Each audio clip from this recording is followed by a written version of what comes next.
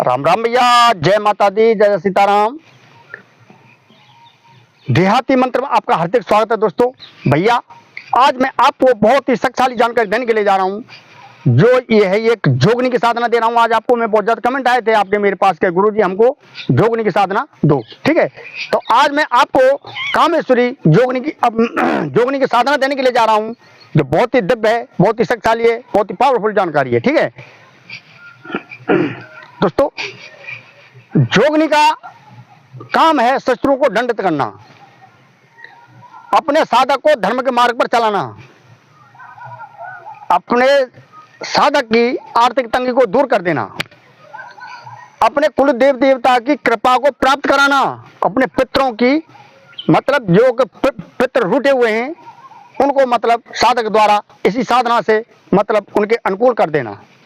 कैसा भी दोष हो, अगर आपके ऊपर कोई खतरा है, कोई शत्रु आपका कुछ बिगाड़ना चाहता है, या वैसा आपको कोई खतरा लगता है, या आपको डर ज्यादा लगता है, या वैसे आप व्याकुल रहते हो, टेंशन है, चिंता है, धन की परेशानी है, या आपके घर में कोई लड़ाई झंझट होता रहता है, तो इस साधना को आप अवश्य कर सकते हो। इस साधना से आपके जीवन में एक नई चहल पहल हो जाएगी।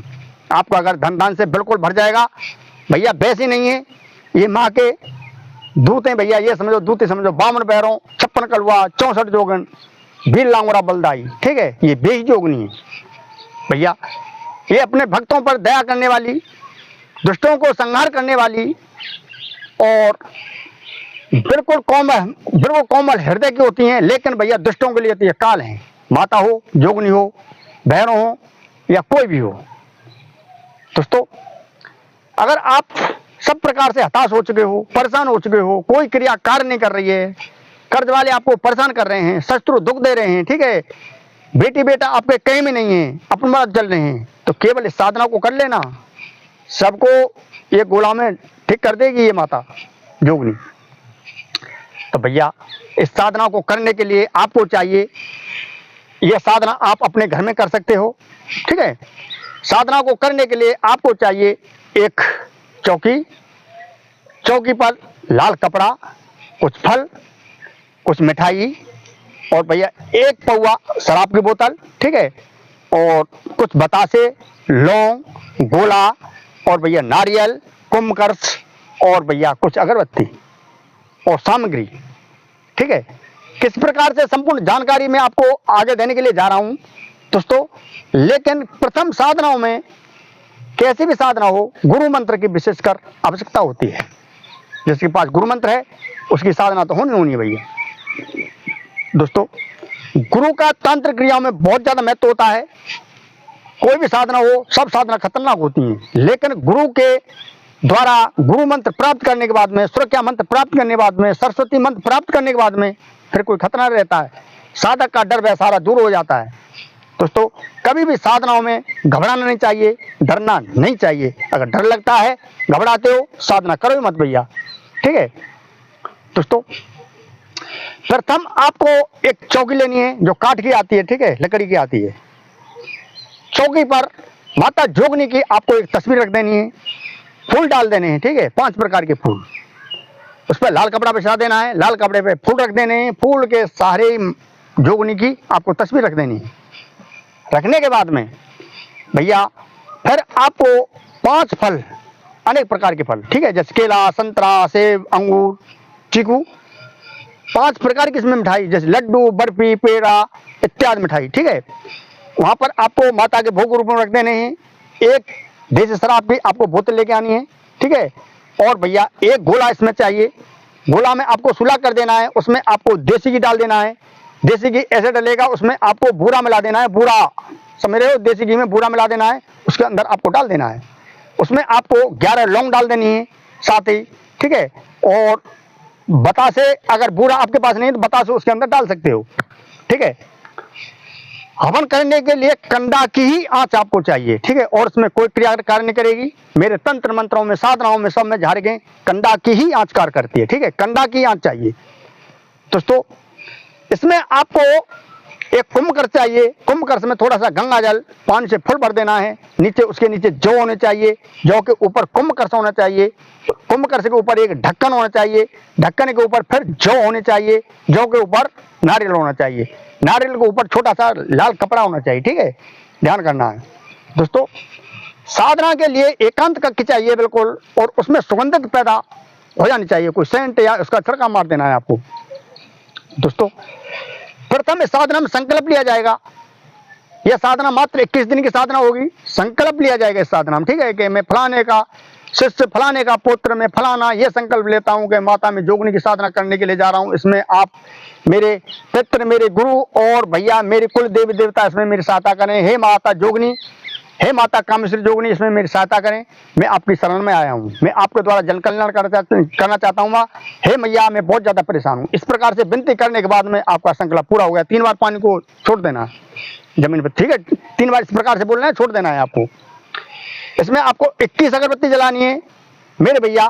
प्रतिदिन आपको प्रसाद बांटना होगा, पेड़ा, पेड़ा समझ रहे हो, पेड़ा, पेड़े का प्रसाद मतलब 125 ग्राम हो या 200 ग्राम हो, वो आपकी मर्जी, 50 ग्राम हो, 3 पेड़ा बांट सकते हो किसी बच्चों में, किसी चेंटी चेंटा के लिए। प्रतिदिन आपको बांटना पड़ेगा प्रसाद ही दोस्तों।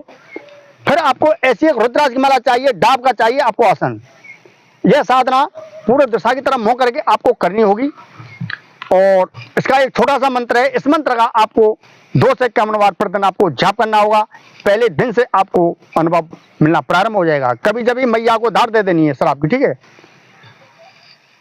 इसमें ही तामसिक साधना बन जाती है, लेकिन तामसिक साधना घर पर नहीं करनी है भैया। ठीक है, अगर इसे में ही केवल विधि ये तो थोड़ी सी इसमें बकराई करेगी और चलेगी, लेकिन ऐसा क्रिया घर पर कदाप नहीं करना है। अगर आप शमशान के वासी हो भैया, ठीक है, शमशान में ये क्रिया करना चाहते हो तो थोड़ी थोड़ी बकराई करी जिसमें आपको डालते रहना है। ये तामसिक हो गई। बिल्कुल सात्विक साधना करनी है ना, तो सात्विक साधना आप घर पे कर सकते हो, लेकिन तामसिक क्रिया, तामसिक साधना कभी घर पे कदाप करना ही मत दोस्तों। मंत्र इस प्रकार से है, मंत्र बता दूंगा भैया आपको मैं। ओम नमो आदेश गुरु को, कामेश्वरी जोगनी, पहाड़ों में आई, पर्वत में तेरा वास है, मैं करूं तेरी आस, माता मेरी तेरी आस, आओ आओ मेरे पास आओ, ना आओ तो लाऊंगा वीर की दुहाई, मेरे गुरु के आन, सत्यनाम आदेश गुरु को, सतगुरु के बंदों पार।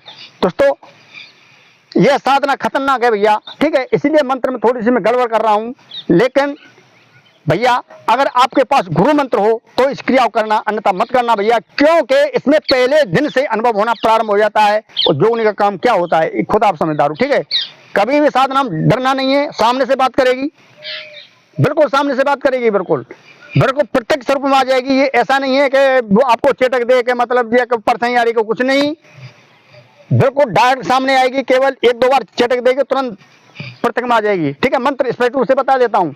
ओम नमो आदेश गुरु को, कामेश्वरी जोगनी, पहाड़ों से आई, पर्वत में तेरा वास, मैं करूं माता तेरी आस, आओ आओ मेरे पास आओ, ना आओ तो लाऊंगा वीर की दुहाई, मेरे गुरु की आन, सत्यनाम आदेश गुरु को, सतगुरु के बंदों पार। मंत्र एक बार से और बोल देता हूं भैया। ओम नमो आदेश गुरु को, कामेश्वरी जोगन, पहाड़ों से आई, पर्वत में तेरा वास, मैं करूं माता तेरी आस, आओ आओ मेरे पास आओ, ना आओ तो लाऊंगा वीर की दुहाई, फिर मेरे गुरु की आन, सत्यनाम आदेश गुरु को, सतगुरु के बंदों पार। ठीक है, केवल यही इसका मंत्र है दोस्तों।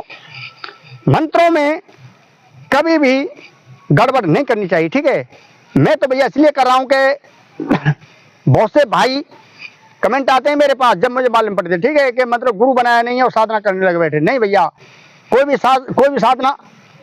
साधना खतरनाक होती है, कैसी भी साधना हो। ठीक है, देवी देवता की कैसी भी साधना हो, जानकारी है नहीं और साधना करने बैठ गए, सुरक्षा मंत्र है नहीं, इसमें सुरक्षा मंत्रों की विशेष आवश्यकता होती है। ठीक है, मंत्र एक बार से और बोल देता हूं।